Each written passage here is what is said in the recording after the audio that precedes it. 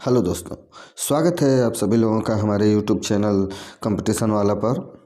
तो दोस्तों, आज हम लोग द्वंद्व समास की परिभाषा और उसके उदाहरण और उसके जितने भी भेद होते हैं उसके बारे में हम लोग पढ़ेंगे। और इससे पहले हम लोग पढ़ना स्टार्ट करते हैं। आप हमारे चैनल को लाइक एंड सब्सक्राइब जरूर कर लें।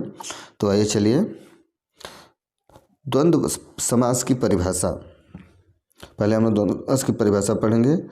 जिस समास के दोनों पद प्रधान होते हैं उसे द्वंद्व समास कहते हैं। ये इसकी नॉर्मल परिभाषा होती है कि जिस समास के दोनों पद यानी प्रथम पद और बाद का पद दोनों पद प्रधान होते हैं उसे हम द्वंद्व समास कहते हैं। इसकी कुछ और भी परिभाषाएं हैं।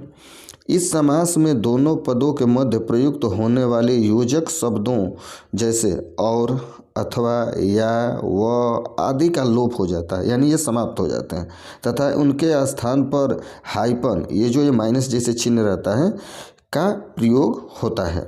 जैसे अब आप उदाहरण के रूप में देख लें। पहला उदाहरण है अन्न जल, अन्न और जल, कृष्णार्जुन, कृष्ण और अर्जुन, दिन रात, दिन और रात, सीता तप, सीता या आतप, काला गोरा, दाल रोटी।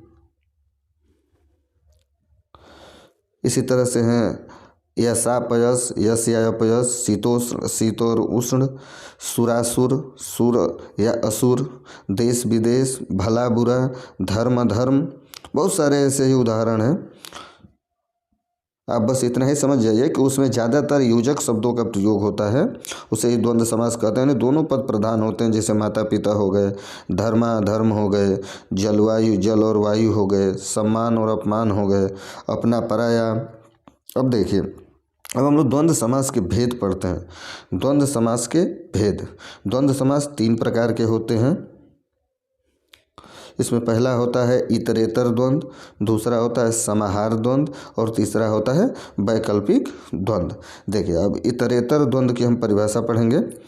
दोनों पदों की प्रधानता इतरेतर द्वंद्व की पहचान है। दोनों पद इसमें प्रधान होते हैं, ये प्रधान होते हैं। इतरेतर द्वंद्व में और का लोप हो जाता है, जो और शब्द लगता है वो लोप हो जाता है, तथा ऐसे संख्यावाची यानी संख्या का वाचन, ऐसे संख्यावाची शब्दों का भी प्रयोग किया जाता है जिसके दोनों पद संख्या का बोध कराने वाले होते हैं, यानी जैसे 31, 32। तो इस तरीके के होते हैं। इसका उदाहरण कुछ देख लेते हैं।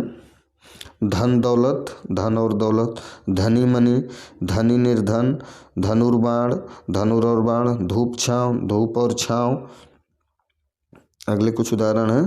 अप, अयस, घी दूध, दही, घी और दूध, घी गुड़, घन घोर, घना और घोर, घटी बढ़ी।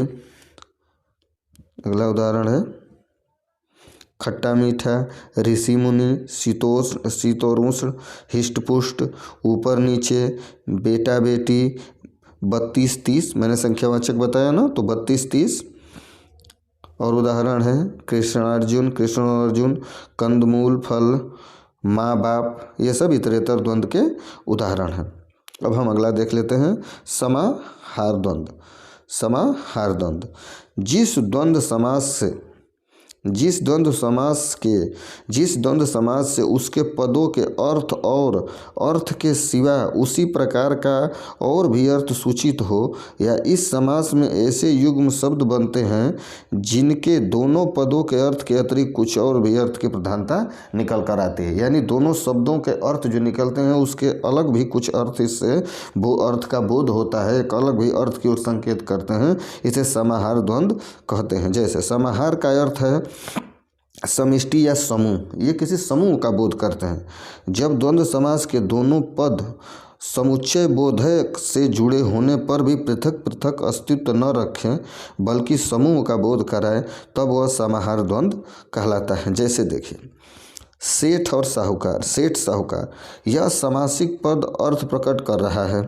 सेठ और साहूकारों के सिवा और भी दूसरे धनी लोगों को, मतलब ये स्पष्ट रूप से बोध करा रहा है कि जैसे सेठ साहूकार, यानी सेठ ही साहूकार नहीं, उसके अलावा कुछ और भी धनी मनी लोगों के बारे में भी ये कह रहा है। जैसे दाल रोटी, तो यहाँ पर यह सब व्यक्त कर रहा है कि यहाँ पर पद यह व्यक्त कर रहा है कि दाल रोटी का ऐसे केवल दाल रोटी से ही नहीं है, यहाँ पर सिर्फ दाल रोटी से ही ऐसे नहीं है, यहाँ पर जीवन निर्वाह या जीवन को सुचारू रूप से चलाने के लिए जिन जिन चीज़ों की आवश्यकता होती है उससे भी इसका संबंध है। अगला है ऐसे समासों का विग्रह करने में इत्यादि आदि का प्रयोग किया जाता है। जैसे समाहार द्वंद्व के उदाहरण देख लेते हैं हम।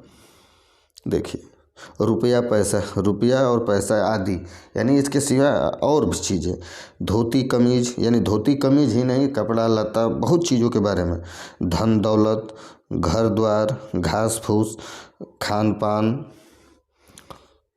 और भी कुछ उदाहरण हैं, खत वत, झाड़ फूक, ऊंचा नीचा, हिष्ट पुष्ट, बेटी बहू। आगे भी कुछ उदाहरण हैं, बासन बर्तन, बोल चाल, बाल बच्चा, बैरी दुश्मन, कंकर पत्थर, कहा सुनी, कीड़ा मकोड़ा, कील कांटा, कपड़े लत्ते, करनी भरनी आदि इसके उदाहरण होते हैं। अब हम अगला पढ़ते हैं वैकल्पिक द्वंद्व। वैकल्पिक द्वंद्व समास, इस समास में बहुधा परस्पर विरोधी शब्दों का मेल होता है, यानी उल्टा। इस समास में दोनों शब्दों के बीच अथवा आदि विकल्प सूचक अव्यय का लोप हो जाता है, यानी अथवा वगैरह जो भी लगता है वह सब का लोप हो जाता है, यानी समाप्त हो जाता है। जैसे एक दो, धर्माधर्म, धर्म और अधर्म।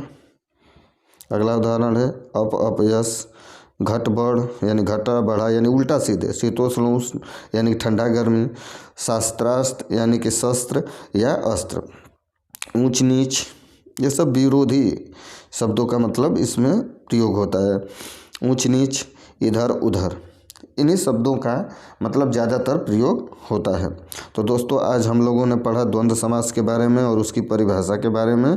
तो आप लोगों को हमारी वीडियो कैसी लगी ये हमें कमेंट करके ज़रूर बताइएगा और हमारे चैनल को लाइक एंड सब्सक्राइब ज़रूर कर लीजिएगा।